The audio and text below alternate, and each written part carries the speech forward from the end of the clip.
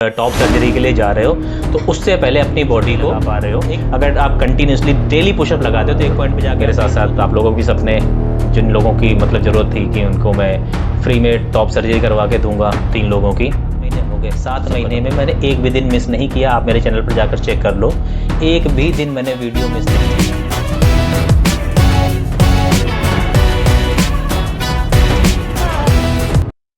Hello guys, welcome back. स्वागत है आपका मेरे नए वीडियो में। और आज के इस वीडियो में मैं रिप्लाई करने वाला हूं आप में से किसी एक के कमेंट का। उन्होंने मुझसे पूछा था कि अगर मैं मतलब वर्कआउट करने से क्या चेस्ट का साइज कम होता है। तो इसका मैं आपको एक साइंटिफिक रीज़न और साइंटिफिक तरीके से इसका आंसर दूंगा आपको, सो दैट आप लोगों को समझने में ईजी रहेगा। अ, देखो, चेस्ट वर्कआउट से क्या होता है, आप किसी भी तरह का वर्कआउट करोगे ना, तो अगर आप जैसे, अब इसे हम 2 पार्ट में डिवाइड करते हैं, एक तो एचआरटी में और नॉन एचआरटी में। अगर आप नॉन एचआरटी में हैं तो आपके मसल ग्रोथ बहुत ज़्यादा नहीं होगी, क्योंकि आपके बॉडी में जितना माइनर सा टेस्टोस्टेरोन होता है उतना ही आपको मसल ग्रोथ मिल पाएगी। अगर आप एचआरटी पर हैं, हार्मोन रिप्लेसमेंट थेरेपी पर, तो फिर आपका जो साइज है मसल्स का वो ग्रो होगा। अब बात हमें करनी है ग्रोथ की, तो बात नहीं करनी, हमें रिड्यूस की बात करनी है कि क्या चेस्ट का साइज कम होता है। चेस्ट तो होता नहीं है, एक्चुअली ब्रेस्ट का साइज आप बोल सकते हो। ब्रेस्ट में क्या होता है, फैट सेल्स बहुत ज्यादा होती हैं। और जब आप वर्कआउट करते हो, किसी भी तरह का वर्कआउट करते हो, भले ही आप चेस्ट का करो ना करो, आपका ओवरऑल बॉडी फैट कम होता है। होता है आपके हर एक बॉडी पार्ट से बॉडी फैट आपका कम होना शुरू हो जाता है। देखो, एचआरटी पर जब आप है तो उसके एक डबल फायदे हैं कि जो फीमेल के जो बॉडी में जहां पे फैट ज्यादा स्टोर हो, जैसे हिप्स हो गया आपका और लोअर बैक हो गई, इन सब जगह बहुत ज्यादा फैट स्टोर होता है, ब्रेस्ट एरिया में बहुत फैट स्टोर होता है।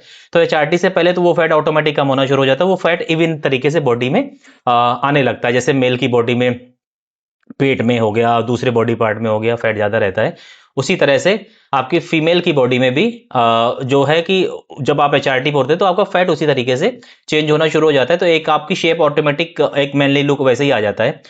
अब हम बात करते हैं वर्कआउट की। अगर आप वर्कआउट कर रहे हैं, बहुत अच्छे से वर्कआउट आप कर रहे हैं, सारा वर्कआउट रूटीन फॉलो कर रहे हैं, अच्छी डाइट फॉलो कर रहे हैं, तो हाँ, आपके ब्रेस्ट का साइज काफी हद तक कम हो जाएगा। अब देखो, हमें इसे समझना पड़ेगा। ब्रेस्ट होता है हमारा लोअर चेस्ट, लोअर चेस्ट का जो एरिया होता है वो ब्रेस्ट होता है। और अपर चेस्ट, जब आप वर्कआउट कर रहे हो तो आपका फुल माने आपका पूरा चेस्ट आपका पंप होगा, पूरे चेस्ट में आपकी मसल डेवलप होंगी। तो नीचे का साइज फैट कम हो रहा है, ऊपर का बन रहा है, तो वो एक इवन फैट, इवन तरीके से आपका चेस्ट वैसे भी दिखने लगेगा। तो इसीलिए मैं, आपने अगर कभी मेरे पुराने वीडियो जिसने भी देखे होंगे, उसमें मैंने बहुत जगह बताया हुआ है कि वर्कआउट करो। एक दिन तो मेरा और हर्षू के इस बात पर वो भी हो गया था, थोड़ा सा आर्ग्यूमेंट। वो कहता कि आप हर एक को वर्कआउट के लिए क्यों बोलते हो, सबकी अपनी मर्जी है। हमने कहा वर्कआउट देखो जरूरी है। If you are becoming a man तो आपको एक मैनली लुक भी चाहिए। ऑफ कोर्स आप सारा कुछ एक आदमी बनने के लिए कर रहे हो, मन से आप आदमी हो, वो मैं नहीं बोल रहा हूं, बट आप एक लड़की से एक अपने बॉडी को अगर ट्रांजिशन करना चाह रहे हो तो आपको वर्कआउट करना ही पड़ेगा, क्योंकि भगवान ने दोनों का स्ट्रक्चर टोटली डिफरेंट बनाया है। और मैन को मैन बनने के लिए बहुत सारी मेहनत करनी पड़ती है। मैन मैन क्यों बनता है, आप ये भी देख लो ना। आप पुराने जमाने में चले जाओ, जब इंसानों की मतलब ग्रोथ होनी शुरू हुई थी, क्योंकि आदमी जो थे वो बहुत ज्यादा काम करते थे, वेट उठाना, ले जाना, सामान वामान करना। इससे उनका बिल्टअप ऐसा हो गया था, ब्रॉड शोल्डर, चेस्ट अप और मसल्स वगैरह। और एक तो उनमें हार्मोन होता है टेस्टोस्टेरोन, जो आपको मसल देता है। तो आप किसी भी तरह का वर्कआउट करते हो, कार्डियो करते हो, रनिंग करते हो, पुशअप्स लगाते हो, अगर आप चेस्ट वर्कआउट इंक्लूड कर दोगे तो आपको एक ब्यूटीफुल चेस्ट एरिया ऑटोमेटिक पता चल जाएगा, बन जाएगा आपका। बाकी मेरा एक सजेशन सबके लिए है, अगर आप एक जा रहे हो, एक टॉप सर्जरी के लिए जा रहे हो, तो उससे पहले अपनी बॉडी को एक मजबूत क्या कहते हैं स्टेज पे लेके आना पड़ेगा। आपको एक अच्छे स्टेज पे लेके आना पड़ेगा, और वो वर्कआउट से ही पॉसिबल है। मैंने कई लोगों को देखा है, वो लोग एकदम gaining fat, lots of fat, तो फिर उनका वो फेमिनिन लुक जा नहीं पाता है। अगर आप किसी मोटे लड़के को भी देखोगे ना, जो बचपन से ही मतलब पैदा ही लड़का हुआ है, और उसके, तो अगर he is getting fat, he is getting obese, तो उसके मेल बूब्स आ जाते हैं, जिसे गाइनोकामेस्टिया कहते हैं। आप समझ रहे हो? तो आप एक तो फीमेल बॉडी है आपकी, और आप उसमें वर्कआउट भी नहीं कर रहे हो, तो फिर आपका वो फेमिनिन लुक जाएगा नहीं। आप कुछ भी, कितना अगर टॉप सर्जरी भी करवा ली ना, और आप एचआरटी पर नहीं और वर्कआउट नहीं कर रहे हो, तो फिर एक आपको वो जो आपको एक डिजायर्ड लुक चाहिए ना, वो आपको कभी नहीं मिल पाएगा। क्योंकि वो आएगा आपकी मेहनत करने से ही। और मैं नहीं कहता कि आप मतलब जिम जाओ वर्कआउट करो, अब जो आपको खेल पसंद है, आप क्रिकेट पसंद है, बैडमिंटन पसंद है, फुटबॉल पसंद है, वॉलीबॉल पसंद है, हॉकी पसंद है, जो भी कुछ पसंद है आपको वो आप करो जाके। उससे होगा ये कि आपका ओवरऑल फैट रिड्यूस होगा, आपके जो मसल्स हैं वो डेवलप होने शुरू हो जाएंगे। किसी भी तरह की स्पोर्ट्स एक्टिविटी से आपके मसल डेवलप होते हैं। अगर बहुत ज्यादा एक्सेस में करोगे तो फिर मसल लॉस होना शुरू हो जाता है, वो एक डिफरेंट क्राइटेरिया है, बहुत ज्यादा हम टेक्निकल में नहीं घुस रहे हैं। तो ये तो बेनिफिट हो गया एचआरटी वाले का। जो बंदा एचआरटी पर है, जो टेस्टोस्टेरोन ले रहा है अपने बॉडी में, और अगर उसने वर्कआउट ऐड कर दिया, अच्छी डाइट ऐड कर दी, भाई साहब क्या बॉडी बन के आएगी। आप हर्षू को देख लो, उसकी बॉडी में देखो एब्स वैब्स सब कुछ के आने शुरू हो गए, कितना लीन है। जब उसका टॉप सर्जरी हुई, डॉक्टर बहुत इंप्रेस थे, I have never seen a chest like you, कि इतना चेस्ट पहले से आपका डेवलप, और की होल सर्जरी उसकी इतनी सक्सेसफुल रही, इसी वजह से हुई कि उसने हर चीज, हर एक रूटीन को प्रॉपरली फॉलो किया स्टार्टिंग से। अब मेरे पास फोटोज मिले नहीं, मैं कल ढूंढ रहा था, अगर मिल जाते तो मैं दिखाता। जब उसने एचआरटी वेचआरटी कुछ नहीं शुरू की, जब वो मेरे साथ वर्कआउट करता था, उस टाइम की भी बॉडी भी ना आजकल के कई लड़कों से ज्यादा बेटर थी उसकी, क्योंकि वो 150 पुशअप्स एक बार में लगा लेता था। 150 pushups, can you imagine. Pushups लगाना वैसे कोई मुश्किल का काम नहीं। अगर आप आज एक पुशअप नहीं लगा पा रहे हो, अगर आप कंटिन्यूसली डेली पुशअप लगाते हो, तो एक पॉइंट पे जाके आप 150, 200, 300 पुशअप लगा सकते हो। जब मैं 12th में था, मैं अपनी बात बताऊं, जब मैं 12th में था और मैंने वर्कआउट शुरू ही किया था, तो मैंने पहले दिन में एक पुशअप्स नहीं लगा था मुझसे, मैं गिर गया था, मतलब नहीं लग पाया था। धीरे धीरे करके पहले एक किया, फिर दो किया, तीन किया, फिर 10 किए, फिर 10 से 15 किए, 15 से 25 किए, 25 से 35 किए, ऐसे डेली बढ़ाता चला गया। और एक पॉइंट पे आकर मैं 300, 400 पुशअप्स बस ऐसे ही लगा देता था। एक बार आया और लगाने शुरू किए 300, 400 पुशअप लगने, आपको बहुत इंपॉसिबल सा लग रहा होगा। आप सारे यंग हो, आप सारे जितने भी आप लोग हो जो वीडियो देखते हो, सारे अंडर 20, 25 ही हो, आप एक बार करके देखो। आप 3 महीने तक डेली पुशअप्स लगाओ और डेली बढ़ाने की कोशिश करो, भले एक पुशअप्स आप बढ़ाओ। 3 महीने बाद आप देखना आप किस नंबर पे पहुंच जाओगे। आप खुद ही बिलीव नहीं कर पाओगे कि आप इतने अच्छे पुशअप लगा रहे हो। और पुशअप से आपका चेस्ट जो ब्यूटीफुली आपका चेस्ट बनता है, वो आप कभी मतलब आप थैंक यू बोलोगे आके मुझे बाद में। और कुछ मैं आपको वर्कआउट बता देता हूं एक अच्छे चेस्ट के लिए। अगर आप जिम जा रहे हो तो आप पूरा चेस्ट वर्कआउट फॉलो करो, और हर एक वर्कआउट के बाद, जो मैं पर्सनली करता हूं, जिससे मेरा चेस्ट का जो अपर चेस्ट का एरिया है बहुत ज्यादा ब्यूटीफुली डिजाइंड है मेरा, मैं हर एक वर्कआउट के बाद इंक्लाइन पुशअप्स लगाता हूं 10 से 20। जैसे मैंने एक सेट लगाया बेंच प्रेस का, उसके बाद जाके मैंने 10 इंक्लाइन पुशअप्स लगा दिए। डंबल प्रेस का किया, इंक्लाइन पुशअप 10 लगा दिए। ऐसे मेरे पुशअप्स 100, 150 तो मेरे ड्यूरिंग वर्कआउट ही हो जाते हैं, जिससे मेरा ये वाला चेस्ट का एरिया बहुत अच्छे से पॉपअप होके आता है। और आप लोग जैसे घर पे ही वर्कआउट अगर कर रहे हो, तो आप पुशअप लगाना शुरू करो, किसी भी तरह के पुशअप लगाओ। मतलब आप अगर नॉर्मल लगाना शुरू करो, फिर इंक्लाइन पुशअप, इंक्लाइन इजीली लगते हैं, और उसके बाद फिर डिक्लाइन लगाना शुरू करो, तो इससे आपका टोटल लो अपर, मिड और लोअर चेस्ट तीनों आपका डेवलप होगा। और आपका जैसे लोअर चेस्ट में फैट ज्यादा है, तो आप डिक्लाइन पुशअप्स लगाओ, पैर ऊपर रख के, हाथ नीचे रख के। जैसे आपने कोई स्टूल ले लिया, स्टूल पर अपने दोनों पैर लगाए, और कई लोग ऊपर पैर करके घुटने फोल्ड कर देते हैं। अपने घुटने आपको स्ट्रेट रखने हैं, पैर ऊपर रखना है। मैं इसका आपको एक बार, अगर आप लोग बोलो कमेंट करके, तो मैं आपको इसका प्रॉपर एक डेमो बना के दिखा दूंगा, जिससे आप लोगों को बहुत ज्यादा हेल्प होगी कि लगाना कैसे है। डिक्लाइन पुशअप्स लगाओगे, आपका लोअर चेस्ट के एरिया टारगेट होगा, और बहुत अच्छे से आपका वहां का फैट जाएगा। मतलब जो आपका, जिसने अभी सर्जरी नहीं करवाई है और उनके ब्रेस्ट का साइज बहुत बड़ा नहीं है, तो उन्हें बहुत ज्यादा फायदा मिलेगा। मतलब आप देखने में ही इतना अच्छा लगेगा कि मतलब आपको एक पॉइंट पे तो यही फील हो सकता है कि मुझे सर्जरी भी ना करवानी पड़े शायद, लेकिन आपको कंटिन्यू रखना है। अच्छा, मैंने एचआरटी का डिस्कशन क्यों किया इस टॉपिक में, क्योंकि एचआरटी से आपको जो हार्मोन मिल रहा है, जो हम मेल्स में ऑटोमेटिकली बनता है हमारे टेस्टिकल्स में, टेस्टोस्टेरोन, वो सबसे ज्यादा मैंडेटरी है आपके मसल बिल्डिंग के लिए, आपको एक मैनली लुक देने के लिए, आपके बालों के लिए, आपके बियर्ड के लिए, आपके मुस्टैच के लिए, सारा उसी से होता है। आपकी वॉइस डीप होगी, आपका एक जो एक ऑरा है मेल वाला, वो उसी से आएगा। तो एचआरटी बहुत जरूरी है। एक बार आप टॉप सर्जरी भले इग्नोर कर दो, बट एचआरटी इग्नोर मत करना। शायद जेनिथ क्लिनिक नाम है यहाँ पे दिल्ली में, जेनिथ या डिजायर, हाँ कुछ है ऐसे ही। वो लोग एचआरटी नहीं करवाते, सीधा टॉप सर्जरी करते हैं, क्योंकि उसमें उन्हें पैसा मिल रहा है। और एचआरटी में तो कुछ नहीं, बस एक बार प्रिस्क्रिप्शन आपको देना है, आप अपना इंजेक्शन परचेज करोगे 400-500 रुपए का, और किसी भी लोकल डॉक्टर से जाके लगवा लोगे। और कई बार ऐसा होता है कि एचआरटी करने वालों को टॉप सर्जरी की जरूरत भी नहीं पड़ती, इनका ब्रेस्ट का साइज बहुत ही छोटा होता है, और उन्होंने अच्छे से अपनी बॉडी को मेंटेन किया हुआ है, तो उसकी जरूरत नहीं पड़ेगी। अब आते हैं नॉन एचआरटी वालों पे, जो लोग एचआरटी पर नहीं और सोचते हैं कि फैट कम हो जाए। वर्कआउट करो, मेहनत करो, कम होगा, लेकिन क्या है कि आपका वो ब्रेस्ट बना ही। कर रहे थे नॉन एचआरटी वालों की, बीच में डिस्टर्बेंस हो गया था। नॉन एचआरटी में क्या है कि आपका कम तो हो जाएगा, बट वो शेप कभी नहीं जाएगी, जो एक ब्रेस्ट वाली राउंड शेप होती है वो नहीं जाएगी। फैट कम हो जाएगा जो भी है, बट शेप नहीं जाएगी। शेप जाएगी अगर आप एचआरटी पर हो, तो आपका फैट ऑटोमेटिकली ही पूरी बॉडी में इवनली स्प्रेड होना शुरू हो जाता है, कम नहीं होता है। कम तो आपके वर्कआउट से ही होगा, आपके डाइट वगैरह फॉलो करने से होगा। तो यही था आज का वीडियो, एक इन्फॉर्मेशनल वीडियो मैंने सोचा बना लूँ। आजकल व्लॉग बन नहीं पा रहे हैं, कुछ पर्सनल रीजंस हैं। तो मैं अभी व्लॉग शायद कल से बनाना फिर से शुरू करूंगा। तो मैंने आज आपके लिए सोचा एक इन्फॉर्मेशन वीडियो बना दूं। एक कमेंट मुझे बहुत अच्छा लगा था उस भाई का कि वर्कआउट से क्या होता है। वर्कआउट से चेस्ट का साइज नहीं कम होता है, कम होता भी है नहीं भी होता है, बड़ा मतलब कंफ्यूजिंग है।